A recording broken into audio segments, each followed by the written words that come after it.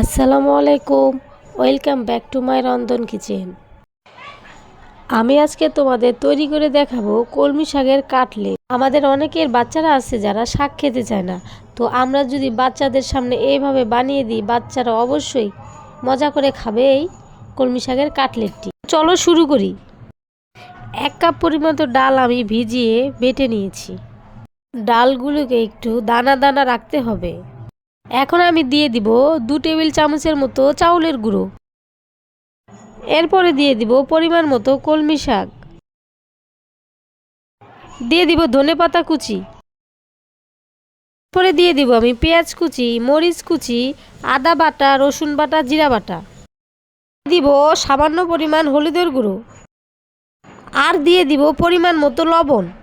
এরপর আমরা হাত দিয়ে ভালোভাবে মেখে নিব। ভালোভাবে মেখে নিয়ে আমি লম্বা আকৃতি শেপ করে নেব। আমি একটি একটি করে কাটলেট তৈরি করে নিয়েছি। এখন একটি প্যানে আমি 1 কাপ পরিমাণ তেল দিয়ে দিব। এরপরে একটি একটি করে কাটলেট আমি দিয়ে দিব। দুপাশ আমি বাদামি কালার করে ভেজে নেব। এখন আমার সবগুলো ভাজা হয়ে গেছে, আমি নামিয়ে নেব। মুখরোচক এবং সুস্বাদু এই কাটলেটগুলো অবশ্যই তোমরা বাসায় তৈরি করবে। আজ এতটুকুই। আল্লাহ হাফেজ।